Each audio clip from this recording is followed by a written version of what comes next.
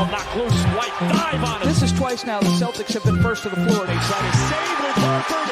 Unbelievable. Boston first to the floor. So good. Brown fakes, fires up the three. Bang! Tatum dives on the floor. Everybody dives. Jaylen Brown with the flush. Blocked by Porzingis. He's doing it all. Tatum spinning, driving, laying. Got it. Washington drives. Blocked by White. Oh, what a block from Derrick White.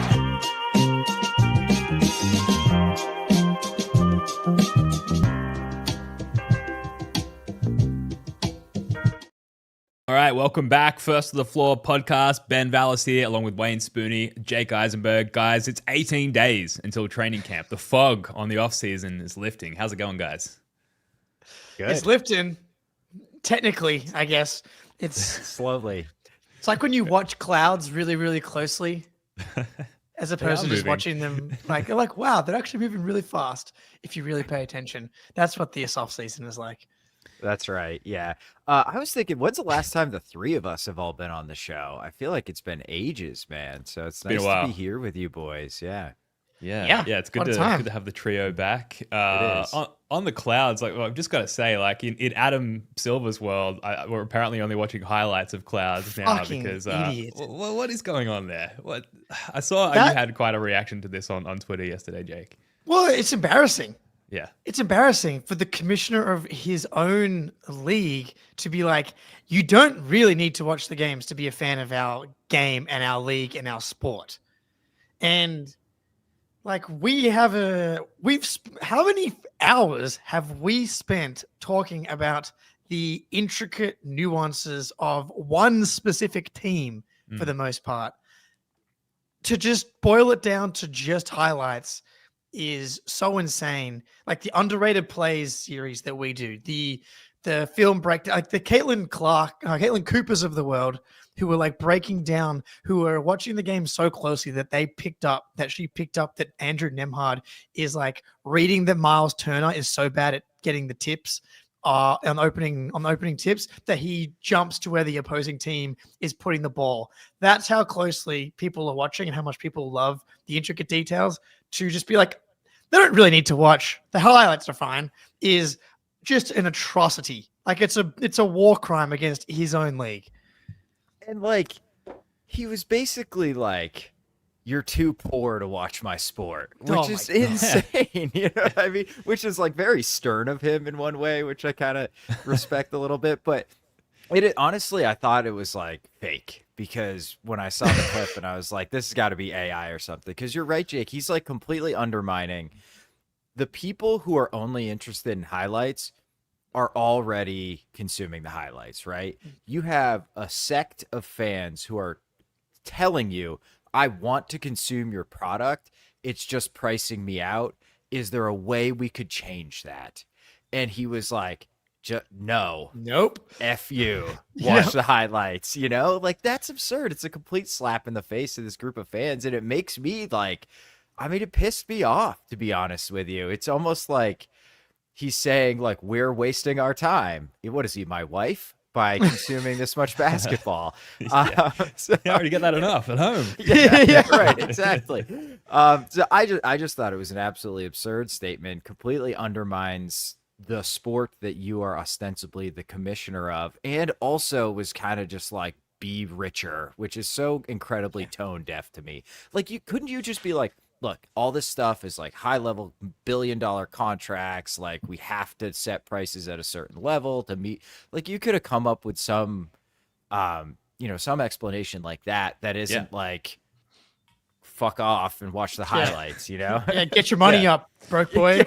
It's like, be transparent. Like, most people would understand it if you just discuss like the aspects of like running a business, which happens to be like performative professional basketball and the televisation of and streaming of that. Like, I think people would come to understand that. And like, there's also the cohort of fans who are like, take my money regardless of the amount. I just want an easy way to access and watch and consume your product. And like, that is difficult. And Jake, you had this on Twitter yesterday, but it's like surprisingly easy as an overseas fan So much via easier. International League Pass. One system, one service, one yearly subscription, access to all games, and up until recently commercial free as well, which was great. We used to get the like in-arena I love kiss that. cam and stuff, which was so good. Unfortunately, we lost access to that, which I can live with, but it's one platform, one subscription fee. The fact that it's so much more convoluted locally in the regions where people just want to watch the Boston Celtics in Boston or the Denver Nuggets in Denver, and that has become insanely difficult. So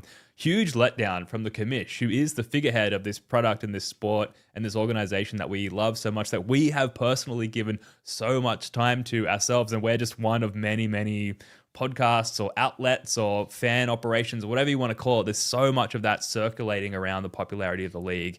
And these comments from the commish just feel like a massive letdown and a kick in the guts, unfortunately. So Yeah. it sucks. I think I left my fridge open and it's going off. So give me a second. I will finish this point and then go deal with that. But yeah, that I was just about to say this to Derek in the chat. If you download a VPN, just pay for a good one and change your location to overseas, you can just buy League Pass and then use your VPN to watch all the games. Don't come and get me, Adam Silver. But like, I think you could just do that. And then like we pay what was $150 Australian dollars for League Pass. And What the hell? That's crazy good value. That's every game, no blackouts. You can watch replays like immediately. When you're in the States, like you have to wait like multiple hours before you can go back and watch the games. It's so much better. Yeah, and you can watch games from like 10 years ago as well. And it's 250 Australian, but if you VPN into Mexico, it's 150 Australian. And then you don't need to be on the VPN. Yeah, India, Mexico. Like you gotta shop around. You gotta window shop through the world. But yeah, we have these options available to us overseas. So that's great for the global expansion of the game, but terrible for the domestic fans, unfortunately. So do better, Adam Silver. We're counting on you. So a few things to get to tonight. We're going to get to the Jaylen Brown comments, probably something that if basketball were being played, we would not spend 5 seconds on, but the fog has not lifted all the way on this offseason, like we said. We're going to get to the excitement rankings heading into the 2025-2026 season, which that alone makes my excitement rankings. I'm excited to do the excitement rankings. But first item here, the Derrick White podcast is awesome now. Now, to be clear, I love Derrick White. We love Derrick White. He might be collectively like our favorite Celtic currently. He started a podcast this season with his mate Welsh, the White Noise Pod. Great name. And last week, again, love Derrick White. But I was kind of shitting on him for doing like a 20-minute segment on like packing, what it's like packing a suitcase. At which point, I think Derrick White even revealed he does not even pack his suitcase, which is fine. He's the guy bringing in all the cash. He's a big NBA player, whatever, that's fine. Not the most dynamic and exciting sort of basis for a podcast. Anyway, this week they announced a partnership of sorts with our guy, Greeny, Dan Greenberg of Barstool Sports, friend of the show, probably the number one recurring guest on this show over a number of years now. And basically his role is to bring questions or talking points to the show to stimulate the conversation. And can I just say, Derek and Welsh, very solid call. Great call to bring in our guy, Grady, because he delivered. This week they did a fuck, marry, kill sort of segment aimed at D. White's best Celtics playoff moments. There was a really good behind the scenes look at his corner three in game 4 against Indy. With I think it was Ben Mathurin, who apparently was like chanting Derrick White, like from the bench in the corner at Derrick. And then you can see if you watch the highlight, like Derrick turns around and like chirps at the bench after making that shot, and he kind of unpacks what was said in those moments. And then Greeny touched on all the hate that Missoula ball, quote unquote Missoula ball, and like the 3-point volume gets online. And Derrick spoke like at length about sort of navigating that rhetoric and really an inside look into like why that offense is how it is. So I'm not going to obviously talk through the whole thing, but just a huge turning point, I thought, for their show in unpack. Obviously, Derrick White in his position has like unlimited awesome stories that as Celtics fans and as broader NBA fans, you would be like genuinely super interested in hearing. And Greeny comes in and just like immediately extracted, I thought, like the best 40-minute stretch of content that we've heard from them so far. So amazing stuff. Add it to the rotation. White noise. It's pod. damning for his boy there a little bit that Greeny can come in with like 3 questions and extract like the best content out of Derrick White. But that's also partly the magic of Greeny. So Absolutely. we can't all live up to that standard.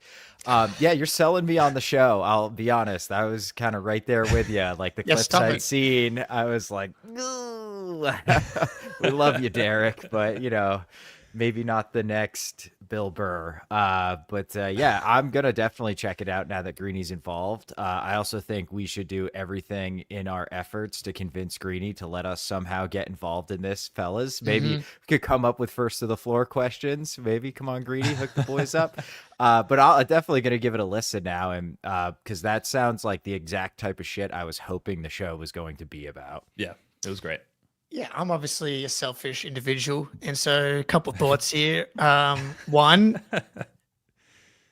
this is maybe our inroad to actually getting in with Derrick White. We've got in with Richard. Green doesn't have his own podcast, which we don't really fully understand yet, but we are grateful because he comes here and blesses everybody with his talents. Secondly, I'm like, the competitive part of me is thinking, hey, Greeny, don't make their show too good. You know? Yeah. Like this. But Chill. no, but Ben's right, because like I want to hear from Derrick to get these types of stories. Like that makes the show worthwhile for me. Because yeah, I was gonna wait until I heard something like that for me to actually go check it out. Because again, love Derrick. Not typically the most not the post-game press conferences I've typically run to go check out a lot of the time. And so, yeah, this is definitely going to improve the show a lot.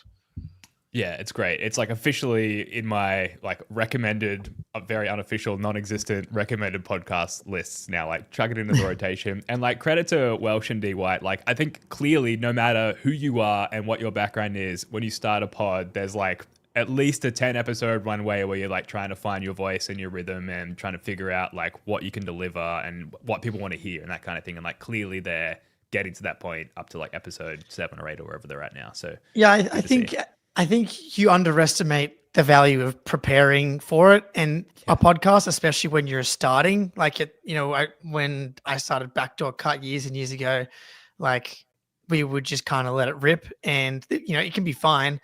But it's a lot easier to let it rip now when you have like several hundred episodes under your belt and you can be like, I know how to just kind of take things in certain directions. But like having things planned, questions like that can like really, really help with Derrick. Come on, we'll give you some tips and tricks. Yeah, easy buddy. peasy. We got you. Yeah. I don't like. I'm under no disillusion that this somehow gives us like. I'm not just like trying to suck up to them to somehow get some. I don't think that's going to happen. But I think that we can through or under the guise of Greeny, maybe slip something under the doormat there. A little question or a message or something like that. Who knows? When will you turn up to the Ritz-Carlton penthouse suite? I've been booking it every single home game for 2 straight years. It's lonely up there. Yeah, the flowers are wilting. Yeah, they're running low on lotion. I was going to take that in a direction that I choose not to. Yeah. Let's instead take it in the direction of hearing from our friends over at PrizePicks. Jake. That's right. That's right. It's PrizePicks time. Let's do it. Greeny almost jumped in there. Spoony almost jumped in there. Spoony and myself are actually matched up in the first of the 4 fantasy league this week. But you know what time it is. Can we get Travion Henderson going? Enough screwing around, Vrabel, Josh McDaniels. Kind of an embarrassing performance from the Patriots in week 1. You get the Dolphins, who just had a players-only meeting and had one of the more embarrassing performances you will see in an NFL game. So you have to turn up and you got to feature the explosive young back. So we're going more on Travion. Give me more on Drake May. Give me more on Hunter Henry. Maybe even Kayshon Boutte. Just load up on the Pats. They have to come out, at least offensively. I think the defense maybe could be a problem if Gonzalez is going to continue to be out here. But I'm loading up. I'm a believer. Let's will this thing into existence. PrizePicks.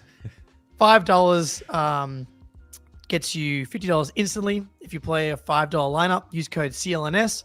Download the app today and use code CLNS to get $50 instantly after you play your first $5 lineup. PrizePicks, run your game.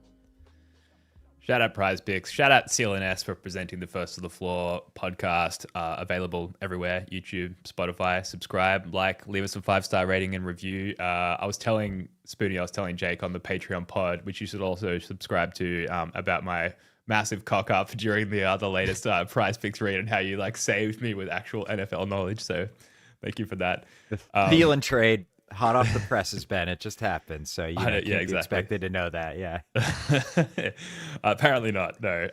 So Jaylen Brown, maybe we can just run the clip here. He made a recent appearance on the Big Tigger Show, which is a radio show in Atlanta, and he had this. Is there any chance? Come on, D. Ever. This stands for everything. This rules. There's rules. I gotta play by the rules too. Okay. Is there any chance that we see you in a hometown uniform? You never know. Okay. What's the rules? What rules you gotta play by? I mean, I work down there, so I have to, I don't need nobody calling me like, what you doing? Pampering. Yeah, right. I ain't doing that. Just I would love to see you play for the hometown. Nah, I feel you. Nah, I think my grandma would too. Your grandma been talking to you about it? Yeah. Look, That's the biggest pressure there is. Fast, right? Okay. Yeah, but you never know. We'll see. So it's the off season. Like I said, if this was sandwiched between a 4-game week, we probably wouldn't even be talking about this. That's No, we would I talk guess about it more, I think, if it happened think? in the middle of a road trip. I think, if imagine if he was in Atlanta for Atlanta Hawks game and he fucking said this. I mean, yeah. Does this introduce any new thoughts to your mind as far as your perception of Jaylen Brown as a Celtic? Is Jalen Johnson on the table? No, I'm kidding. No, I think he's in Atlanta. Obviously, he loves Atlanta. I mean, I don't think that's ever really been a secret. What's he supposed to say? No, he's not gonna stomp on that guy's dreams. Yeah. I know we want him to say no.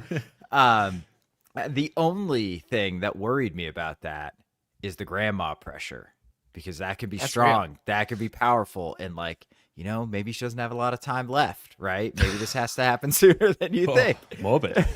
No, I mean, maybe that's right, grandma. Yeah, she could be pressure. She could be playing that card. You don't know, right? Exactly. Yeah, I'm not as young as I used to be, Jaylen. You got to get to Atlanta. But I the way he was kind of coy about it. I mean, I really think this is a pretty big nothing to me, but come on, Derrick, that's a part of it, right? The grandma, that's part of the pressure. Couple things.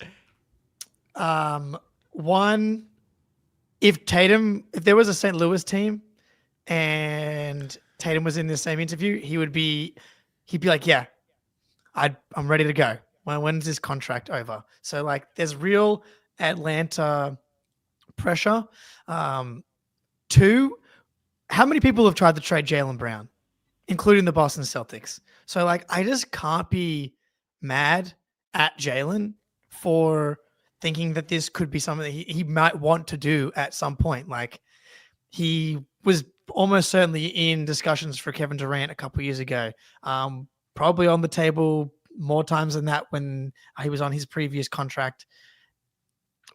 We've been in the Discord for however long since we've had it, and there's been infinity Jaylen Brown trades been thrown around. And part of that is the contract thing. If he wasn't on the Supermax, maybe there'd be less of these trades being thrown out there. But myself included, ourselves included, have all talked about how it could make sense to move Jaylen just because of the contract. So if that's the reality, then I can't really get mad at Jaylen for, being open to the possibility, even if he really wants to stay in Boston.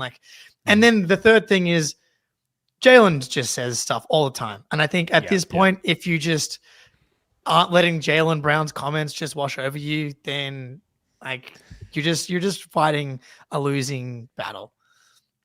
Yeah, I think that's my takeaway as well, is that like he could have probably said a lot worse in the moment under like the pressure of that question. And yeah, there's just a lot worse things that he could have said. And I think maybe those of us who allow ourselves to get concerned over just the most innocuous comments probably even got let off easy in that sense as well. So kind of like you said, Spinner, like what is he supposed to say other than like, I'm fully committed to the Celtics. I love the Celtics more than life itself, and I will never not be a Celtic, which would have been nice, but it's never going to happen. But to Jake's point, like that's just not how Jaylen talks. You know Totally. what I mean? Or anyone really. Yeah, right. Yeah, well, Tatum kind of talks like that. To be honest, That's he is true. sort of a robot. But yeah, like Jaylen is, himself 100% is part of what I love about Jaylen Brown, and like that was such a very natural.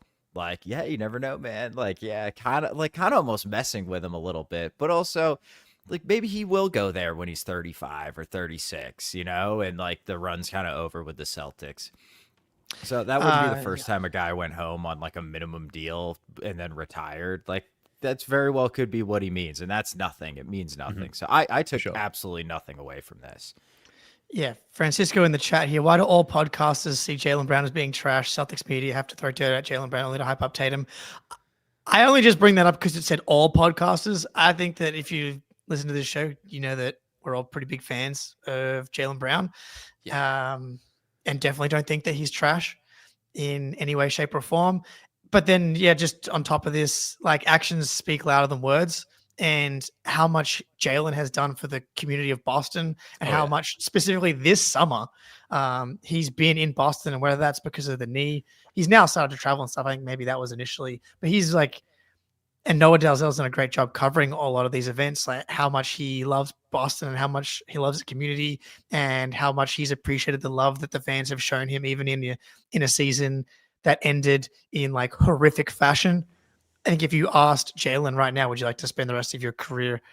You get the choice. The magical red Auerbach genie gets to grant the option of you spending the rest of your career in Boston. I think Jaylen would probably lean yes on that. So the actions speak louder than words. He is poured so much of himself, resources into Boston that says a lot more than this like coy. You never know. Like he literally said, you never know. Yeah. That's like, and that's just a fact of life. Yeah. That's a really good point. Like, go ahead, Spin. Sorry, go ahead. No, I was going to kind of change it a little bit. So yeah, go ahead, dude. Sorry. Well, yeah, just that he's like literally invested in the community, like financially, emotionally, with his actions as well. Like there's no doubt about his current commitment to the Celtics. And to be really clear and transparent, like he could have gone on a radio show and said, and this is true for any superstar of any team, like that going to get this level of coverage. He could have gone on and said, like, I just really love kittens, and we'd do like 10 minutes on like Jaylen Brown kitten talk. Like it doesn't matter what he says. If he's saying anything, we're covering it because it's Jaylen fucking Brown. Go ahead, Spinny. I was gonna say, would you guys even have been bothered if he was like, "Yeah, man, that'd be great," or "That'd be really cool"? Probably not. No. Yeah. Right? Neither even if of he was- bothers me. Yeah, exactly. Like, yeah, that'd be cool. It's not like I want to leave, but like, I would think of it as like before I retire, I'd love to play a season at Atlanta. So like, even if he went one step further than this, I wouldn't have a problem with it. It is interesting going into this season, though, like he's in his literal, the prime of his prime, 29, going on 30, in the middle of a like massive contract. I think he earns like 55 mil this year. He signed through to 2028, 2029. He makes 63 mil in that final year, which, just separate discussion of like how you even move him on that side of a contract is like its own massive conversation that we've obviously had many, many times. But like going into this gap year, in like his arguable like prime year, 29 going on 30, is just an interesting, I think a mental conundrum for JB or anyone in his position, where it's like the team has clearly decided, like, despite the fact that we have you, and obviously there are some issues to navigate around the CBA and everything, but like despite that, we're actually not going to invest in you this year. Tatum's gone. Like we are having a gap year, despite the fact that like you as an individual are probably going into like what could be the best year of your career, if that makes sense. Like that might lead him to just be having these sort of external thoughts about other situations, I suppose. And really just for me feeds into like, don't take anything from this. Like it's a gap year, maybe for some mentally as well, to sort of mentally have a bit of a separation from what the long-term goal is, if that makes any sense at all. Maybe just doing mental gymnastics here. You just did a lot of mental gymnastics, which is on brand, and I loved it every second of it. Yeah, I mean, it certainly feels like a mental gap year for a lot of these guys. Jaylen Brown streaming and Derrick White doing the podcast. Like the level of intensity and focus does not feel the same as after the 2023 flame out against Miami Heat, and as it should. We covered. I drafted Derrick White's durability on our Celtics traits that we could bring into our own pickup games, and I drafted Derrick White's durability. Dude's played so many basketball games in the last 4 years. Like, he barely missed a game. So, yeah, take a mental and physical break, everybody, this year. Yeah, I feel like that might come up again shortly in the excitement rankings. So let's move on to those. We'll get to the ad read sort of halfway through the excitement rankings just to sort of spread those breaks out a little bit. But we love Jaylen Brown. I hope Jaylen Brown is a Celtic for life. That's why we're talking about this, right? Because at least me, I'm like panic stations, even just for a moment, like at the thought of that not being the case. So that's kind of the catalyst for that conversation. So excitement rankings, Spoonie, I don't know if you want to kick us off. This was a Spoonie devised idea. I think we've ranked lots of different things in this offseason. Yeah, drafts. So just talk us through the idea of the excitement rankings. Yeah, so I feel like it's pretty common to be like, which players are you excited about? Right. And I think we've done that actually earlier. Patreon. Like, who are you most excited to watch, like, at the end of the bench? So this is like kind of that, but it's also more about like those Celtic moments and those Celtic things, or like something specific with a player you're excited to see. So like the big one is like, I'm excited for Missoula quotes, something like that. Not just like, I can't wait to watch Peyton Pritchard play. Like, we're going a little more level of detail. Like, you can have something about Pritchard, but not something that broad. Like, I want to see Peyton Pritchard do this. You know what I'm saying? So also, again, dead middle of the offseason. We're deep in the brain.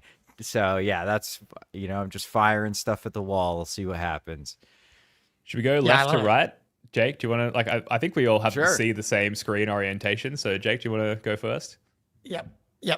I've been waiting for this moment this will be the third year now, and it's yet to happen.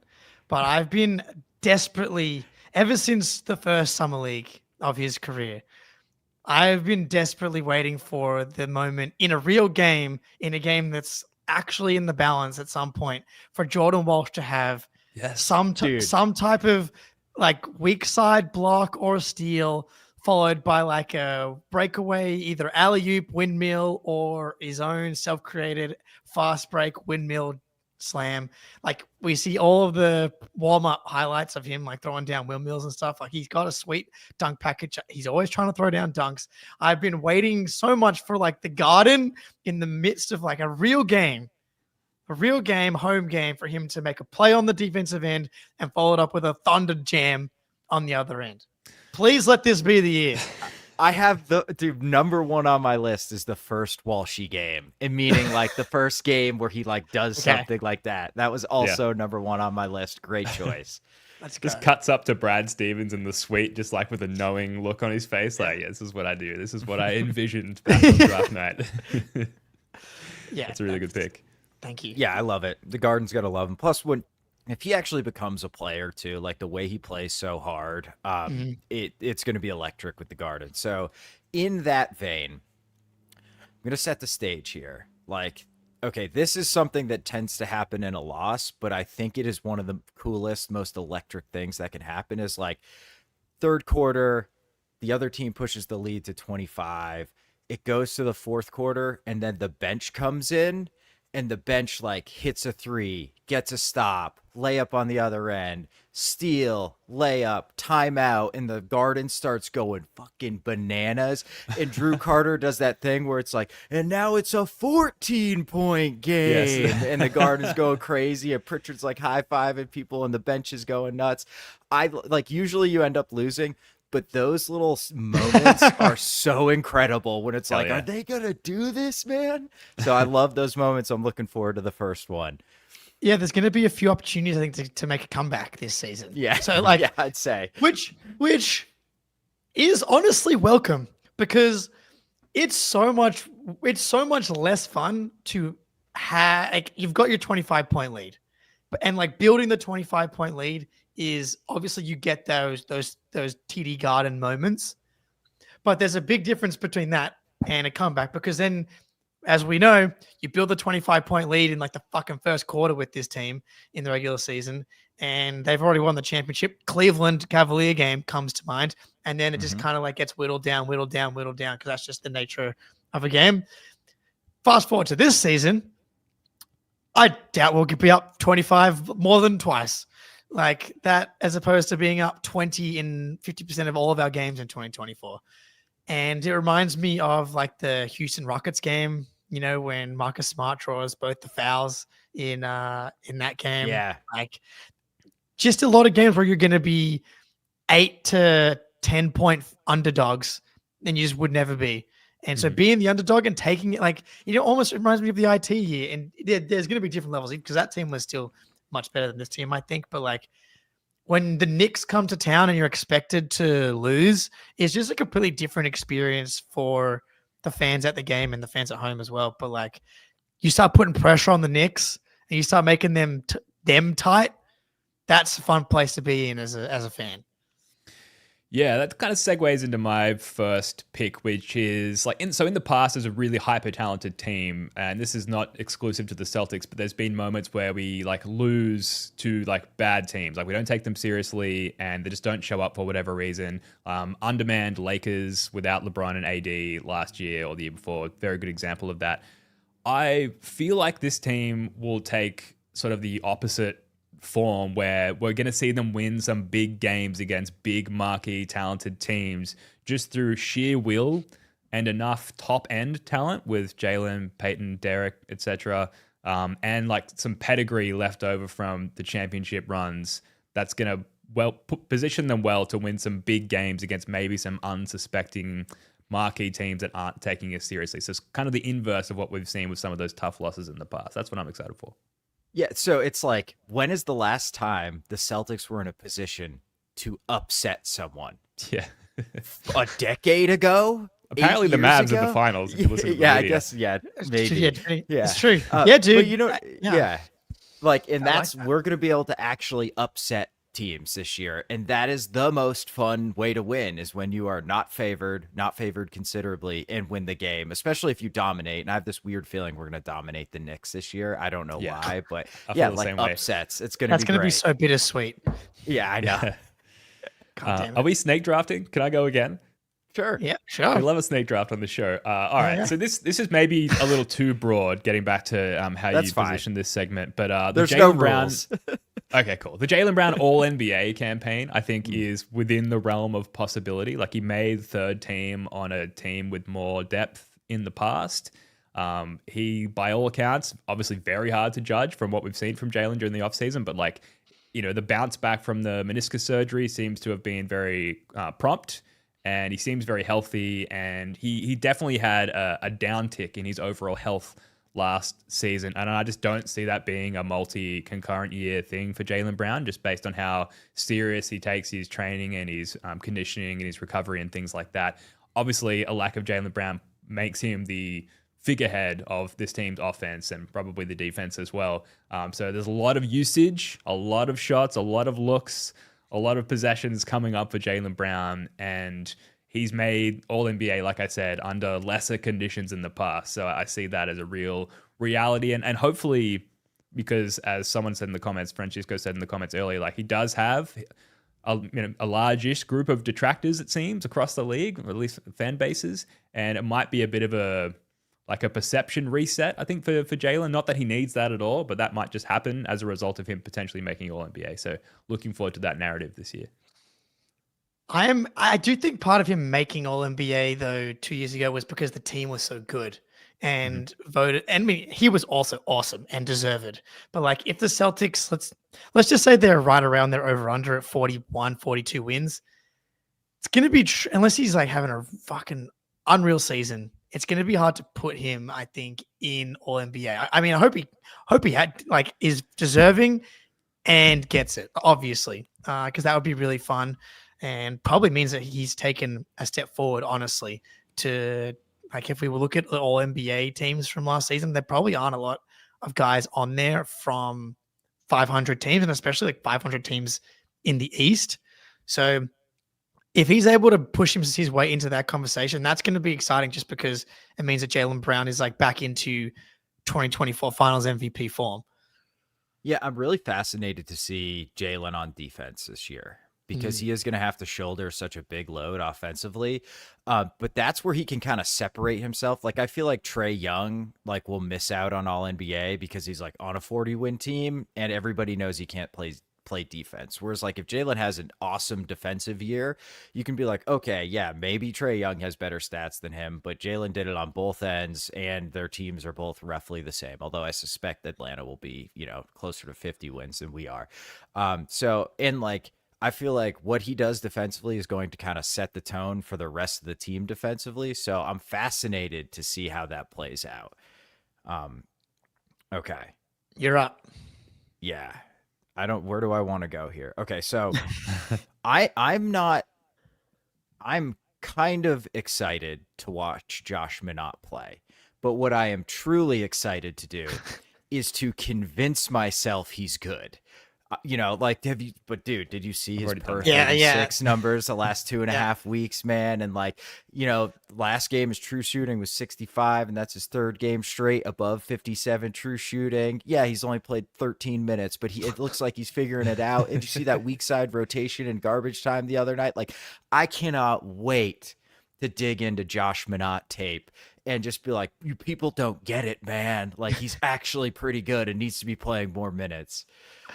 How are you going to do that if you're only watching the highlights? That's going to be tough. That's true. Yeah. I take my marching orders from Adam Silver. Yeah. So. I guess depending on how you classify the highlight, let us create the highlights and you'll see all of the Josh Minott weak side rotations. Yeah, man, he's an exciting one. Anytime there's a guy with those types of dimensions and those types of athleticism, yeah, it's like, look at the catch and shoot numbers. Look at the spot up points per possession. Josh Minott, imagine, look at the rebounding numbers. Could he be a dude that actually helps Tatum once Tatum comes back in the rebounding department? Like, look, think about the lineup versatility of a Tatum, Jaylen, Minott, Derrick White group. Like, yeah, now we're talking. Now the juices are flowing. Audio listeners can't see the excitement on Spoonie's face right now. It's gonna be great. It's gonna be great. Beautiful. All right, Spoonie, do you want to jump into game time before yeah, good idea. There'll be the second round of our exciting things draft. Yeah, absolutely. Would love to. Game time. We love game time, and it's football season, or for WVU fans like myself, that is depression season. They opened up, crushed Robert Morris, then lost to non-Power 4 conference, Ohio University, not Ohio State, Ohio. But in 2 days, the biggest, best rivalry in college football, according to me, the backyard brawl. Pitt is coming to Morgantown. The city's already chaos. There's people everywhere. It's going to be amazing. And I'm going to try to get in the door with Game Time. It's super easy to get tickets. You just hop on the app, search for the game or the team you're looking for, and you're shown all the available tickets and all the best deals right on your phone. Their curated deals make it even easier to find the best seats at the best prices, and last-minute deals get you tickets right up to the start of the event or even an hour after it starts. But maybe my favorite feature is the seat view. It'll show you exactly what it looks like from any seat before you buy. So take the guesswork out of buying tickets with Game Time. Download the Game Time app, create an account, and use code CLNS for $20 off your first purchase. Terms apply. Again, create an account and redeem code CLNS for $20 off. Download Game Time today. What time is it? Game Time. Game Time. It's very good. Use it. Basically, like, seriously, if you're buying tickets for anything, you should use Game Time. It's great. It's like genuinely an incredible platform. Use that code CLNS as well because you get that discount. And you let our podcast overlords know that we're worthy of their partnership. Go ahead, That's Jake. right. I'm excited for the defensive lineup of Anthony Simons, Baylor Scheinman, Luka Garza. No, I'm just kidding. That's definitely not exciting. I kind of am excited to see doing that. this? I'm excited I literally am excited to see. This is, I can't waste a pick on this. All right, I'll save it. I got 2 picks here. So I'm going to take one. I can't let him fall. I know broadly I'm excited for Hugo Gonzalez, but I'm excited for it's similar to the Jordan Walsh thing, but I'm excited for him to the on-ball defense and the size. I'm excited for the first time where he's matched up with like a Jimmy Butler, a Paolo Banchero, some of these like bigger wings at 19 years old, and he has like 2 possessions in a row where like people they try and go at him, and he like gets into their body, gets out, gets a steal, stonewalls them, and you can just feel the passion from him already. You know that like he's gonna be screaming, and the guard's gonna get going. So Ugo specific individual isolation defense on like big wing stars. That's like something that I'm excited for. The physicality, dude. Like Ugo's probably going to rack up quite a few fouls this season. So many. But like he is going to try so hard if like, or he gets like switched on to Anthony Davis and like he just pushes Anthony Davis off the block. I'm going to go crazy. I might flip my table in celebration. Embiid, Like, he's the new Al Horford. Let's go. Yeah, he's just going to crush Giannis. But yeah, dude, that's going to be great. Like he's so physical. He's so tough and he tries so hard. It's going to be so fun watching him going against those guys. Yeah, that's up there in the excitement rankings for sure. I had like, I can scratch this off my list now, but I had star role player emergence, and then in brackets, Josh Minot, Jordan Walsh, and Hugo Gonzalez. Just like, what's the audition for like the Tatum return season looking like, and who wins out there? Like, do all of them ideally in a fantastic world that will probably never. Oh my God, please! But surely at least one of them is going to pop, for lack of a better term, and could be any of them. They all have equal candidacy in my mind and in my heart. So that's a good one. I definitely wouldn't use the word surely. That's for sure. I have to live my life with that mentality, Jake. Hell yeah. I'm glad. It does feel like, you know, we cover these guys so closely. And back to Spoonie's thing about like, dude, the hidden gems. It's like we over like get excited about these 2 or 3 plays, but it's like Baylor Schreiman shooting 33% from 3, man. Like he's not an NBA player, and it's simple as that. But this is my second pick. The first like video from Jack Simone or Noah Delzell pregame Tatum going through like a proper. I had this. A proper like he's like jab stepping and driving and pulling up and like actually going through a proper pregame warm up sometime in hopefully like December. That'll be sick. But literally whenever it happens, the first. And then we start getting it every day. And then from then you'll start to get it like over and over again. And you're like, oh man, he looks so cool. He looks so strong. He looks so beautiful. Like, we see like, does he look like sneaky more athletic than before? Yeah, those calf veins, that's beautiful. The vascularity in those calves, unprecedented. Look at how jacked he is. Did he grow another inch? Yeah. It's gonna be great. He's 7'1" now. Okay. I think one of probably my favorite thing about following basketball, other than championships, is like following year-to-year progression of players. Like I just think it's real. Like Rob Williams was so fun to just like watch him slowly figure out defense and stop biting on pump fakes and really flash the passing chops. So I'm really excited to watch Kata try to figure out drop defense, because if he can figure out drop defense, man, like he's gonna be solid. Like he's gonna be a really solid like 15-minute a night center, because offensively, set screens, he rolls, he offensive rebounds. Like good, you're good enough offensively to be an NBA player, but you can't switch. Ish. Like he's shown it a little bit, but really he needs to figure out drop if he's going to have a true God's honest NBA career where he's like a borderline playoff rotation guy. I can't wait to watch some Kata drop coverage film. It's going to be awesome, or it's going to be really bad, but I'm excited to find out.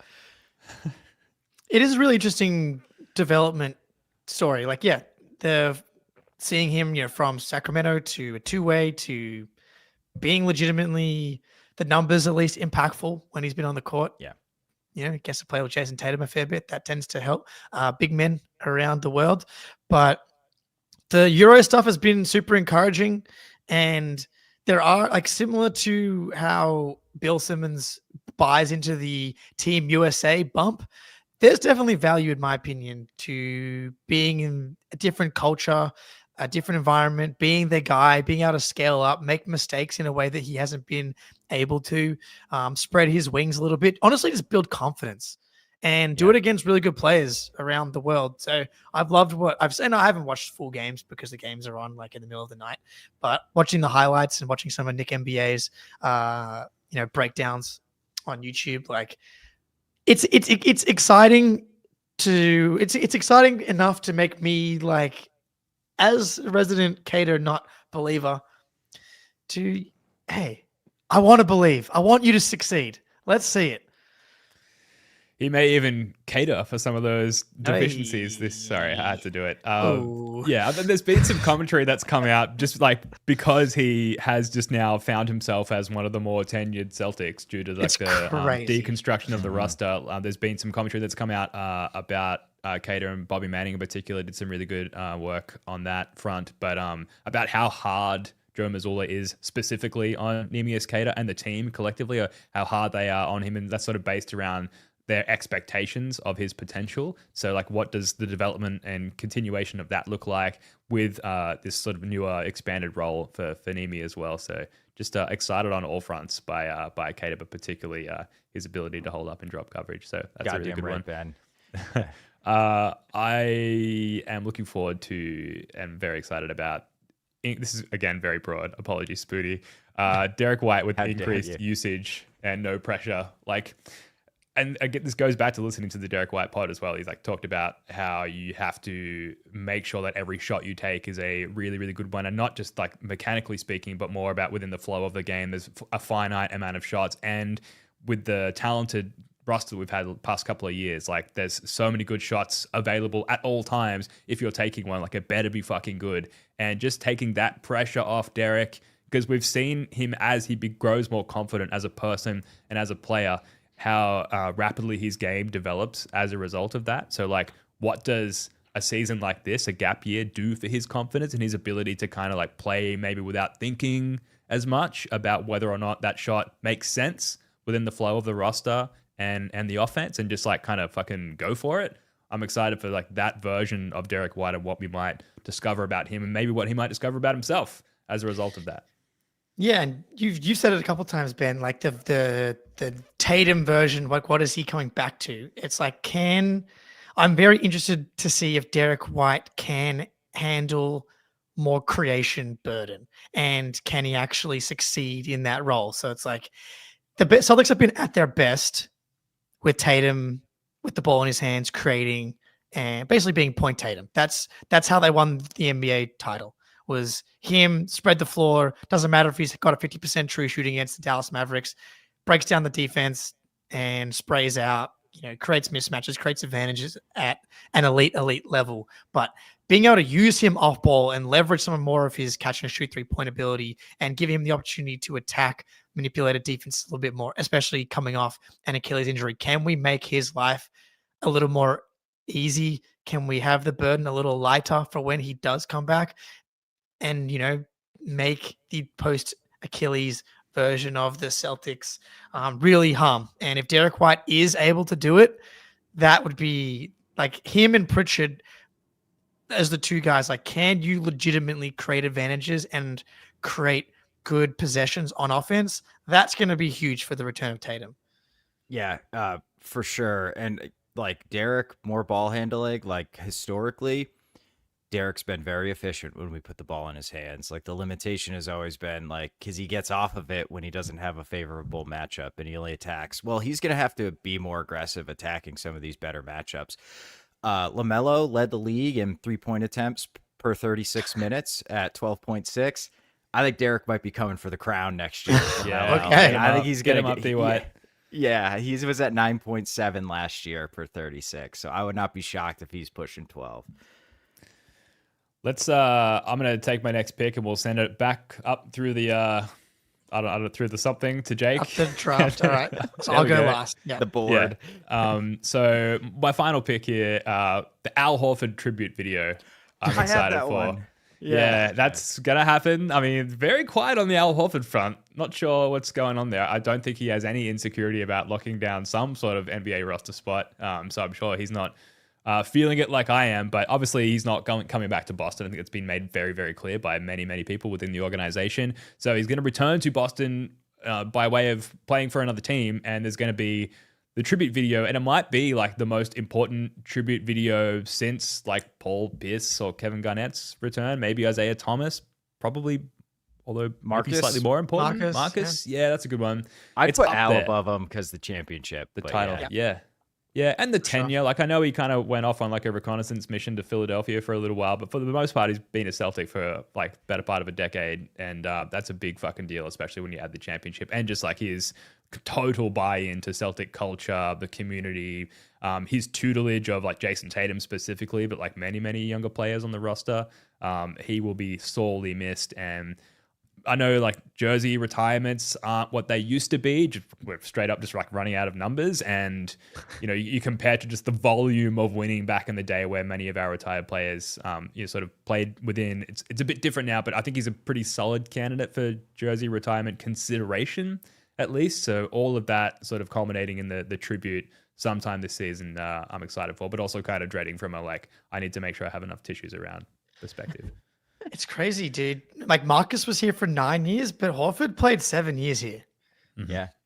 And was here for the title team, obviously. And I think probably more important for overall driving of winning, just at that spot. Like he was just so important for this team. I think, yeah, losing him, I think, is flying so under the radar because of Tatum and like just the collective, talent out the door.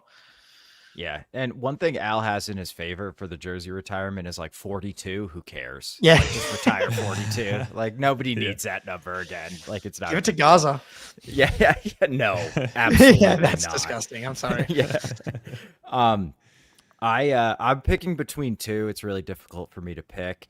I'm gonna go like that first time Pritchard hits like the third 3 in a row. Oh, yeah. And you're just like, oh baby, here it comes. Like he's about to go absolutely bananas. I say there's maybe nothing more electric on the current Celtics, Tatum included, than when Pritchard goes on just like one of these scoring flurries and the Garden is just going absolutely insane and he's hyped beyond belief and Tatum's dapping him up and it's just like, I just want to run through a wall, man. It's the best. Yeah, Pritchard's doing like the most generic, boring celebrations. Like, I'm here. Yeah, this is my shit. Yeah, Hell yeah. I'll never forget his first. It was like in that COVID year, his rookie year in Miami. He had like an offensive rebound tip. The tip, yeah. And he just runs back like this. Yeah, hooray for me! And everybody starts making fun of him, dude. That's awesome. He's still the same. He's just a little bit more confident now. Yeah. Oh, that's great. All right, That's last awesome. pick. I will take Chris Boucher attacking closeouts. It's similar to the Kristaps Porzingis thing. Anytime someone that big and long is doing stuff like a perimeter player does, it just looks awesome. And I think that Boucher in general is going to be a really fun player to watch. But specifically, he's really good kind of on the like attacking weak side help and getting downhill, throwing down some big dunks and letting that Trebuchet 3-point mechanic fly. That's going to be spot up opportunities and closeouts for our friend Chris Boucher. Is he like also sneaky in the audition squad for like the Tatum return season? I know he's like much older, but like he could definitely demonstrate enough value to be considered a valuable part of the future Tatum led squad.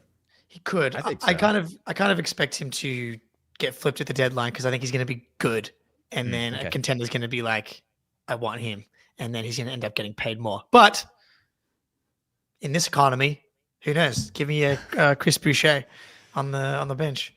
Yeah, man, he's just pretty good. You know what I mean? He has some bad games where I think some teams can figure him out a little bit defensively, but he's easily the best big man on the roster. So I'm very glad we got him, and he's a very unique, fun player. So he adds a little extra spice to the season for sure. And the closeouts are one big thing. It's like there's not a lot of dudes who just like move and look like him who can put it on the floor a little bit. So they'll be an adventure. Sometimes a good one, sometimes a scary one.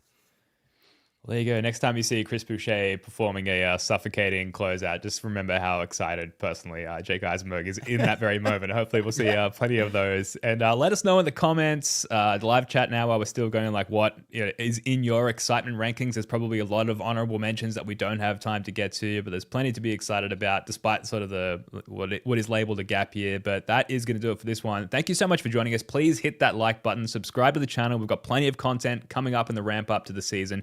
It would mean mean a lot to us if you left us a 5-star rating and review on Apple Podcasts as well. Great for the overall podcast rankings there over on Apple Podcasts. We'll be back early next week. Spoonie, Jake, love your work, guys. Until next time, go Celts.